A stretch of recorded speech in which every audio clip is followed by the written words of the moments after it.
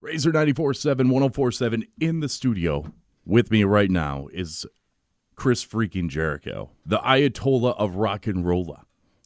And I'm shaking right now because it's so cool. A guy that is involved with so much stuff. We obviously know the wrestler. We know Fozzy. But I was going through, I had to clean my garage out yesterday. My wife found 2 mice in there. So nice. I had to clean the whole thing. But I found your book, The No is a 4-letter word. Mm-hmm. And I have one major question is, how do you find time in the day to do as much as you do? Because it seems inhuman.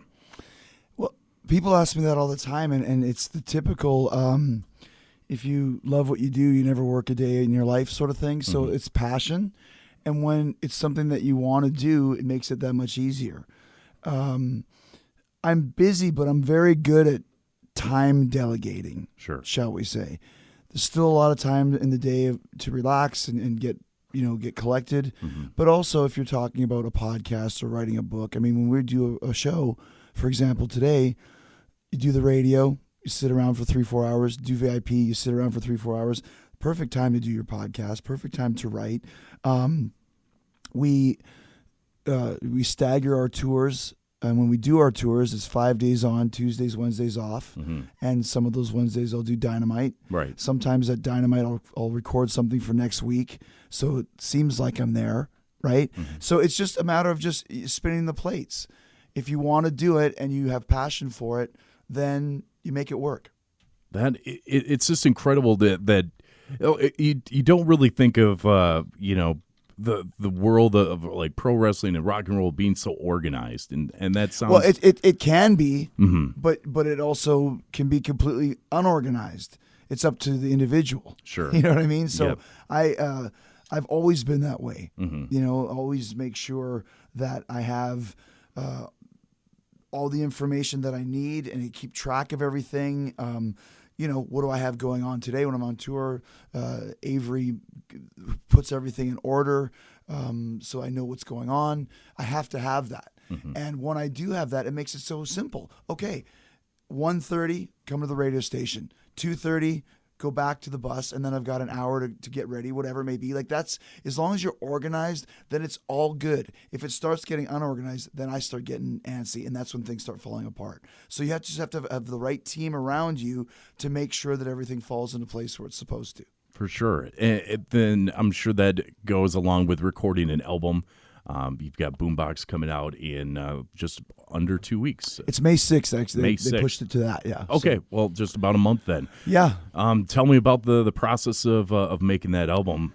Well, we're kind of referring to it as Chinese Fozzocracy. Because it's been... you like that one, huh?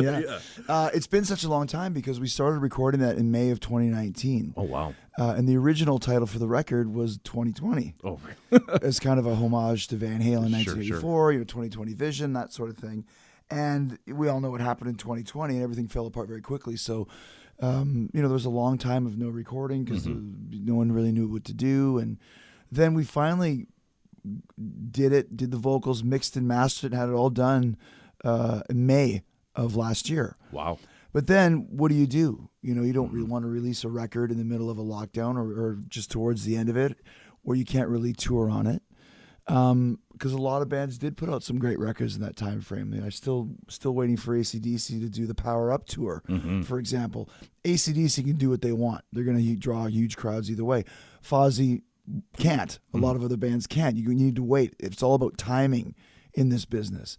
You want to make sure that the radio is behind you. You want to make sure that when you go on tour, that you can go on tour, that people are going to be feeling comfortable enough to come see you, all that sort of stuff. So that's why we wanted to wait. And now is the perfect time for it. And with I Still Burn just coming out, it's basically our third single from the record, and the record hasn't even come out yet. It's the new way of doing things, basically, and it's worked for us very well. There's a lot of bands that are doing releasing singles, and then I guess I don't know if it's an old school way of doing it, where back in the day you'd get the little discs and things like that. It's a little bit different now, obviously, with the streaming. But it is cool to see the progression of it, and you're kind of getting feedback already on an album. And how's that been?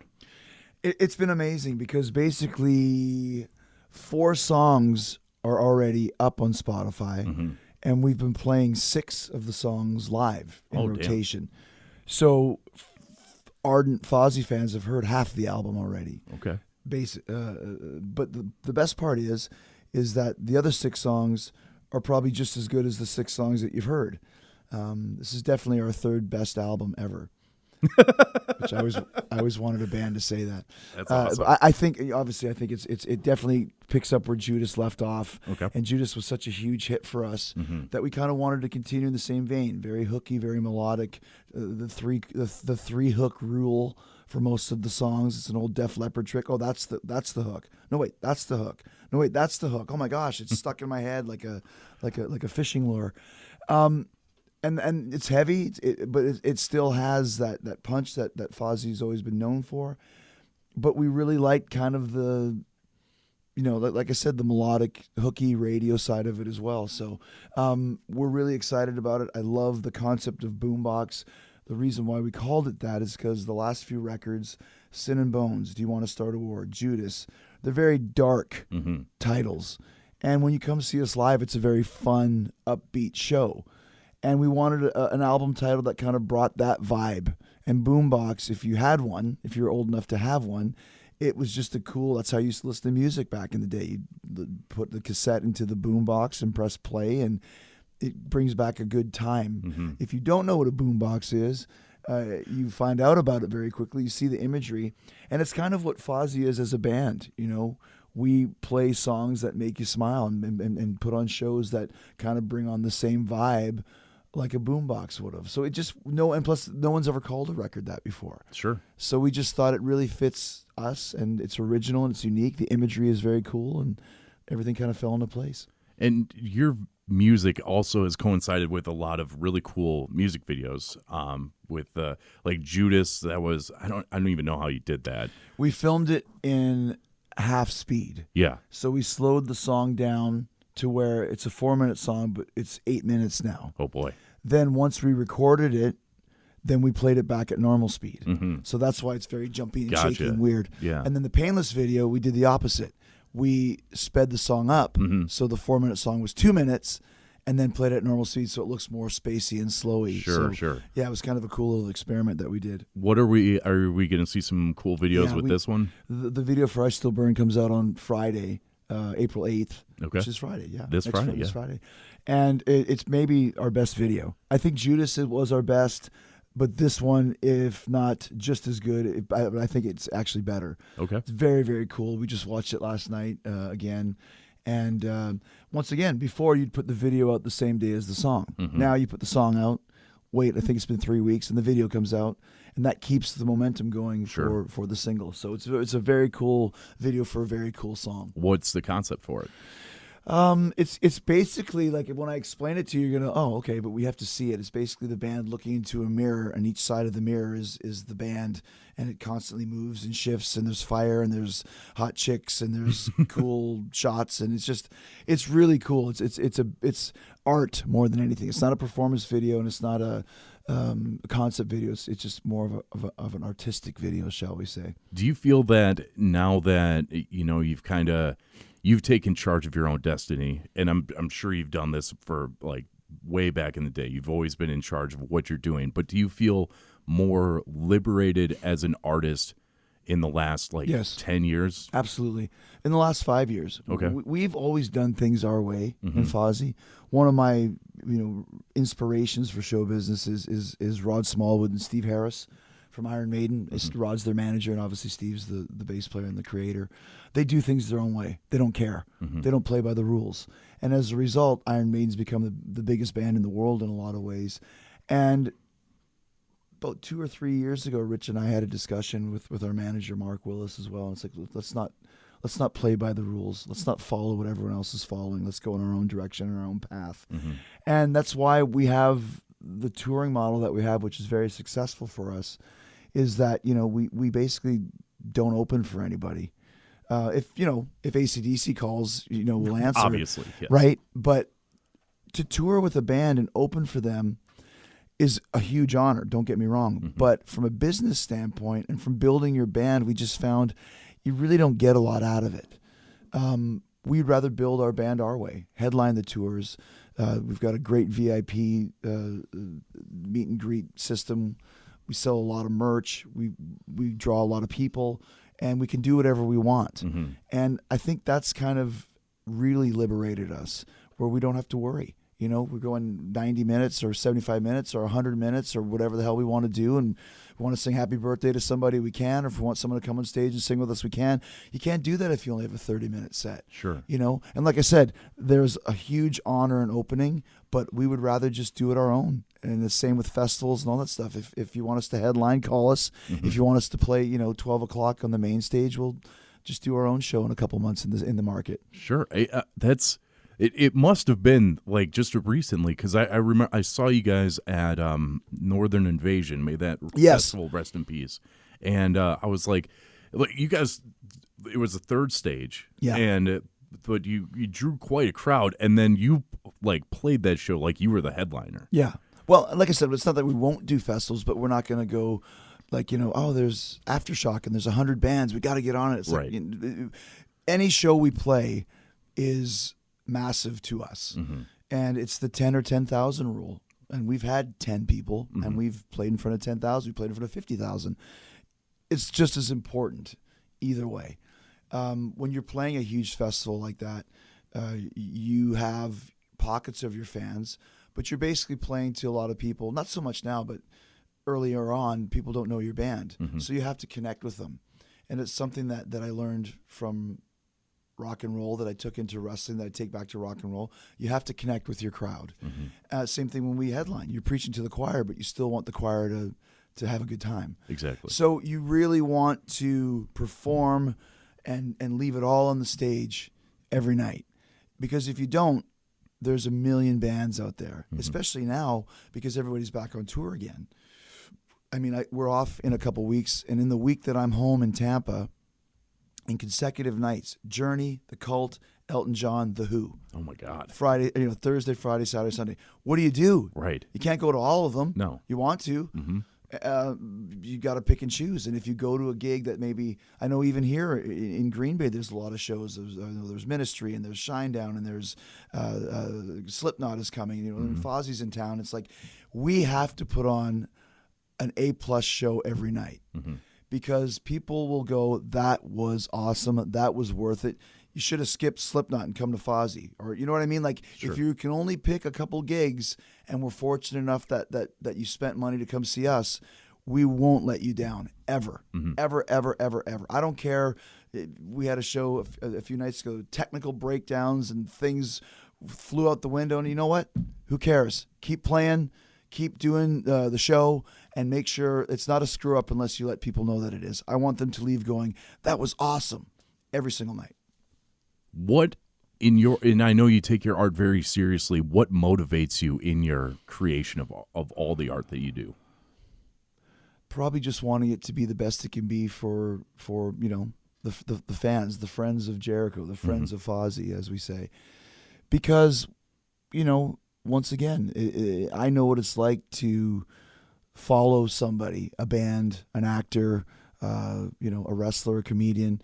And you can always tell when people are doing things for the right reasons, and you can tell when people are doing things for the wrong reasons, which is usually money. I don't do anything for money, ever. Now, if there's money to be made, I want to make it. But I turn down a lot of stuff. You asked me for about being so busy. If there's something that doesn't feel right to me, I just turn something down right now. They'll pay you $10,000 to do this. I'm like, it doesn't, I don't want to do it. And when you have that reputation, it shows, and people can feel that. And I think that's why I have such a great fan base, because it's very diverse, the things that I do, but it always is cool to me. And if it's cool to me, then the people who follow me will appreciate it. So I know that a lot of people are waiting for what's Chris Jericho going to do next for us to live vicariously through, be entertained by, get into. And I think that that's a huge responsibility. You know, I mentioned Iron Maiden, like the new Iron Maiden record came out, Senjutsu. Like, Senjutsu, like, what does that mean? It's Japanese for battle cry. But, like, who would call a record Senjutsu? That's why Iron Maiden is the best. Like, it's the best name. Yeah.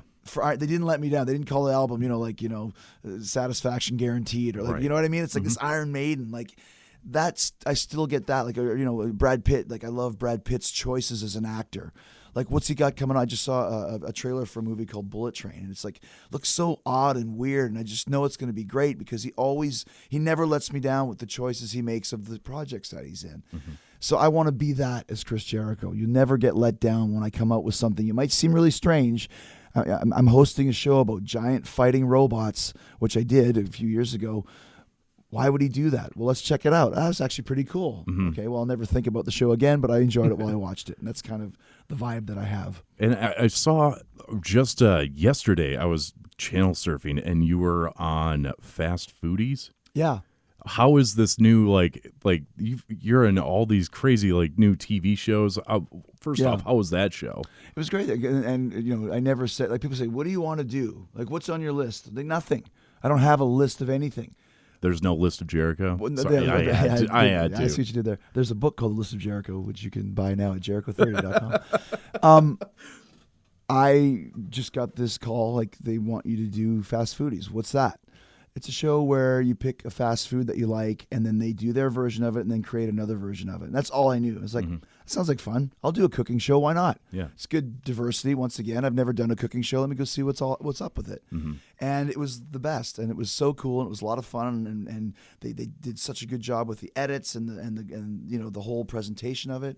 And I got so much feedback from doing Fast Foodies. I had, like, Rachel Bolan from Skid Row, who's a friend of mine. Like, yeah, text once in a while. I was like, hey, dude, I was Fast Foodies. I'm like, you watched that? He goes, I love that show. Like, people just watch these shows randomly, and the feedback you get, and that's one good thing about social media, is you get the instant feedback. Mm-hmm. You know, I did Talking Dead just a couple weeks ago, which is the show they air after Walking Dead. Mm-hmm. When I first did it, Walking Dead was at its peak. And that show, I got more feedback than when I did The Tonight Show. Oh, really? This time, I got more feedback from Fast Foodies than I did from Talking Dead. So it's okay, now Fast Foodies is a thing. So, like I said, man, I like doing those projects because you don't expect me to be there. And it's like, Jericho's on Fast Foodies. Like, why? And then you watch and you go, that was really cool. Yeah. And that's kind of another thing. Like I said, that's my attitude. You do, like, you cross over a lot. Like, my father-in-law, who has no idea who you are, but he knows. I don't have any idea who your father-in-law is. So perfect. He doesn't. Yeah. But he called me out of the blue one day, and he's like, "Hey, do you know this Chris Jericho guy?" And I was like, "Yeah." And he's like, "Oh, I just saw his house on Tanked." Oh, he watched that show. Yeah. He brings it up every time. Yeah. And so I told him I was talking to you today, and he's like, "Hey, bring up Tanked and let him know about that." Yeah, Tanked was it was a great show, but the tank was a piece of crap.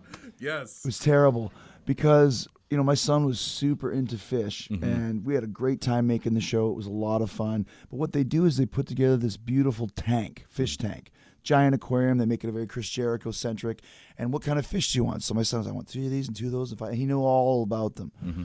They put them all in the damn tank, and then they go, and that's thank you, good night. And they go, okay, guys, and they leave, and they leave you with this freaking tank, and you can't put 15 exotic fish all in the same tank together and just leave them there. They got to be acclimated. These things were dying every day. And my son is like crying, and my daughters are crying. I'm like, you guys fucked me on this, man. Like, you can't just do this. And then it just went downhill from there, and ended up, I think I sold it for $800 to someone to come pick it up and take it out. They had to take a crane because it was so heavy, and this thing was breaking, and water was everywhere, and it was just like, the show was great. Yes. And I can say this because I think Tanked is off the air I now. think so. And I wasn't the only one either. Howie Mandel told me that his tank exploded. Mm-hmm. A couple other guys told me their tanks didn't work. So Tanked was a facade, ladies and gents. But it made for a good television show. What is it like being, you brought up your kids, and I have a 9-month-old and new father, very excited about it. Congrats. And thank you. And it's, like, I want to have her involved in, like, the rock and roll life that we have. Even if it's just radio, it's not like I'm out on tour or anything. But we want to take her to shows and stuff like that.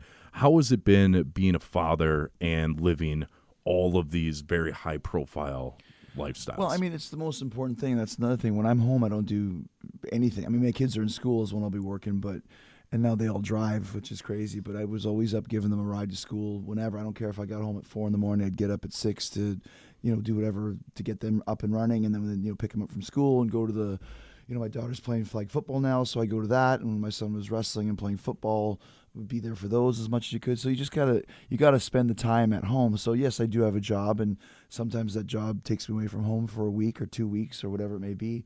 But when I'm home, I put in not put in the time. I spend a lot of time with them, and I think that's the balance. You have to have that, So, and to me, I'm just their dad. Sure. My dad played in the NHL. He played for the New York Rangers, and he played for the St. Louis Blues, and kids used to freak out about it. Oh, your dad plays for the Rangers, and to me, it's just my dad. What's the big deal? And now I understand how big of a deal it is. And you go on YouTube and you can watch, the goals and the fights and everything. And it's like that for my kids too. Like they are now like all the stuff that I do. You're on TV every week in front of 1 million people, or you got a gold record. But because I did Hot Wings, that's the coolest show for their demographic. Or because I'm friends with Steve-O and had him on Talk is Jericho. Suddenly I'm the coolest kid in the world because they just went to the Jackass movie. Sure. Or Shaquille O'Neal, or Giannis, basketball player from the Bucks. Yeah, I can't pronounce his last name either. But he's a huge fan of mine. I didn't even know who he was, and Really? My son's like, Giannis. yeah. And so I gave Giannis, can you do a video for my son's birthday? The stuff like that kind of power. The kids went through a Scream phase, so I had to get David Arquette to do a video for them, or Freddie Prinze when they were into the Scooby Doo. So that's where you become like cool dad. Sure. But my own stuff, they don't really respond to, but they will. They'll understand as they get older. They realize, wow, he does do some cool stuff. And you do a lot of really cool stuff. I want to talk a little bit about the wrestling, because the Jericho Appreciation Society. That's what and AEW. What's been like? You were the first heavyweight champ for AEW, which is insane. And now this company is gigantic. How has it been seeing it from the beginning to where we are right now? It's amazing because once again, it was a huge risk. Now we've made it safe, right, to come to AEW. Where you know you can come and you're going to make some money. You're going to be part of a huge company. But when we started, there was no guarantees. We started on an ad rev share with TBS. That means whatever ads that they could sell, we would get a piece of that. 3 months in, because our demos were so high, we signed a $175 million television contract. So then you start like, holy smokes. And then they stuck NXT up against us. We blew them out of the water. And then it's like every single test that happened, we just kept growing bigger and bigger and bigger. So I'm very proud of it because it's one of the reasons why I came to AEW. I could have stayed with WWE for a long time and always been there, but I didn't feel that I was really a part of it. You're just a cog in the wheel, Sure. AEW, we can make a difference. We can change the course of pro wrestling history, and we did. This will never happen again. All of the fruit lined up, and it will probably never happen again with a boss that has passion. He's got a shitload of money, which you need, but he's also very smart and really understands the business, was obsessed with the business his whole life. We had a group of guys that were all main event talents that no one had really heard of, so it's fresh. Kenny Omega, the Young Bucks, Hangman Page. Cody at the time was just kind of coming into his own. Jericho, I was bigger than ever because I just headlined 2 Tokyo Domes outside of the WWE. But I wasn't in the States, so that was a fresh thing. And then the television deal. To get on TBS is not easy, obviously. And then to be such a huge hit out of the gate, it was a big deal. And now here we are 3 years later, the hottest wrestling company in the world today, with so much money at stake when our television deal is up. Nobody saw it coming except for myself and Tony Khan and the 2 or 3 of us that helped start the company. So it is. I'm very, very proud. And I'm obviously very glad that I did it, because not only did we create something very cool, we changed the course of wrestling history, and that's very hard to do. Absolutely, especially going against the juggernaut of like WWE, which you were a part of the Monday Night Wars. Right. Are we going to see another type of wrestling war? We don't care about wrestling wars. We worry about our own company and our own show. And even when there was the wrestling war on Wednesdays, when WWF kind of sent NXT to come take us out, and that was what it was there for. when we started beating them and kind of changed their whole NXT. You changed the entire show. It's not even named that anymore. Exactly. We never, ever worried about what they were doing, Okay. what they had going on. We didn't care. Mm-hmm. There's nothing we can do about it. You know what I mean? All we can control, and I say this about all I can control is my performance. That's all I can do. Mm-hmm. No matter what else happens or what goes on or what adversity you get, all I can do is control my own gig. And that's what we did. We never worried, and we're not interested in warring with anybody. Mm-hmm. We like Wednesday nights. If you want to come to Wednesday night, welcome. Please come to Wednesday nights. We're not going to change a thing because we have our style and we know what we're doing, and there's things we can make better. There always is. Mm-hmm. But I think we've got a pretty good handle on who AEW is as a company, and that's the most important thing, like having a handle on who Fozzy is as a band. Mm-hmm. You have to know that. And if you know who you are as a band, then you can always kind of build upon that, and people know what they're getting as well. Absolutely. One final wrestling question, just because this happened last night. I'm sure you've seen lots of it, but what is your thoughts on Cody Rhodes going back to WWE? I think it's great. I mean, I was sad to see him go and disappointed, but he's got to follow his path. And last night he did a great job, and he got a huge reaction. And I think it was a big deal because it was the first guy from AEW to go to WWE. Right. There was a lot working the other way, but I've done it. I've done it, so I understand why Cody did what he did, and he took a risk to go back, and so far it's paid off. So I wish him nothing but the best. He's a great guy, and he's a great pro wrestler, and a great company man. So wish him nothing but the best. Well, Chris Jericho, Fozzy playing tonight at Epic Event Center, Green Bay. We're excited about the show. Yes. And May 6th now, Boombox is coming May out. 6th. What can we expect from Fozzy tonight and in the future? We kind of discussed that and just how we want to put on a higher energy show and make sure that people have a great time. We're Van Halen in 1981. Mm-hmm. We leave it all on stage. We make sure that people have a great time, and we take our music very seriously. But our live show is very fun. It's open. It's loose. We have a good time. And like I said, we're on a roll. I Still Burn was the #1 most added song on rock radio this week, which is our biggest total ever.